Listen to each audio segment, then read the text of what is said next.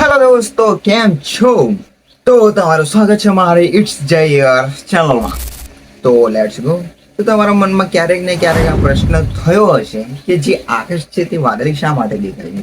ચલો હું તમને ડિટેલ્સમાં સમજાવું. સૂર્યનો પ્રકાશ વાતાવરણમાં એન્ટર થાય છે ત્યારે એ પ્રક્રિયાને રેલી સ્કેટરિંગ કહે છે. Rayleigh scattering is the process in which sunlight scattered in all direction by the tiny gas molecules in Earth's environment. એટલે કે સૂર્યનો પ્રકાશ જે વાતાવરણમાં રહેલા નાઇટ્રોજન ઓક્સિજનના અણુઓ સાથે અથડાઈને જે પ્રકાશ વાતાવરણમાં ફેલાવી દે છે એને રેલી સ્કેટરિંગ કહે છે. એટલે કે શોર્ટમાં હું રિકેપ આપું તો રેલી સ્કેટરિંગ એટલે જે સૂર્યનો પ્રકાશ છે જે નાઇટ્રોજન અને ઓક્સિજન સાથે ભળીને પ્રકાશ વાતાવરણમાં ફેલાઈ જાય છે એને રેલી સ્કેટરિંગ કહે છે. જુઓ, સૂર્યનો પ્રકાશ આપણને સફેદ દેખાય છે પરંતુ હકીકતમાં તે સફેદ નથી હોતો. જુઓ, સૂર્યનો પ્રકાશ લીલો, પીળો જેવા રંગોનો બનેલો હોય છે જેને આપણે રેમ્બો પણ કહીએ છીએ, જે વરસાદી ટાઈમમાં આપણને જોવા મળે છે. એ કેવી રીતે થાય છે જુઓ તમને સમજાવું.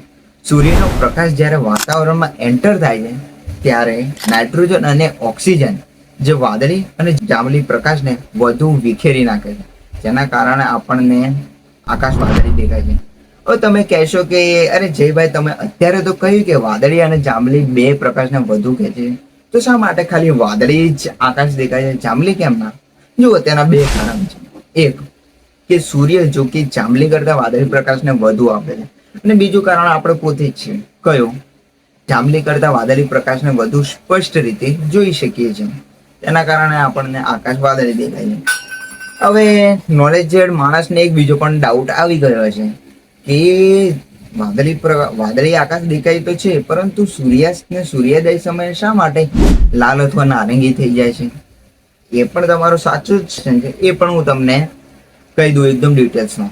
જુઓ, સૂર્યાસ્ત કે સૂર્યોદય સમયે સનલાઇટ એટલે કે સૂર્યનો પ્રકાશ એન્વાયરમેન્ટ એટલે કે વાતાવરણમાંથી પસાર થાય છે ત્યારે મોટા ભાગનો પ્રકાશ વાતાવરણમાં જ ફેલાઈ જાય છે. એટલે કે જે સૂર્યનો પ્રકાશ જે આપણી તરફ આવતા હોય કિરણો તે વાતાવરણમાં ફેલાઈ જાય છે, તેના કારણે આપણને આકાશ લાલ અથવા નારંગી જેવું બ્યુટીફુલ દેખાય છે. હવે તમને મને લાગે છે કે સમજાઈ ગયું હશે એકદમ ડિટેલ્સમાં.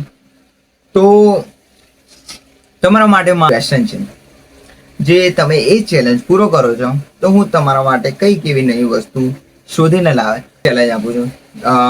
સપોઝ ધારો કે તમે એક બસમાં મુસાફર કરી રહ્યા છો અને એ બસ રાતના સમયે જંગલ વિસ્તારમાંથી પસાર થાય છે અને તમે બસમાં માત્ર 10 જણા છો અને એવા સમયમાં જંગલમાં નથી નેટવર્ક, નથી શોપ, નથી દુકાન, કંઈ પણ એવી વસ્તુ છે નથી અને એવા સમયમાં બસ બંધ પડી જાય છે.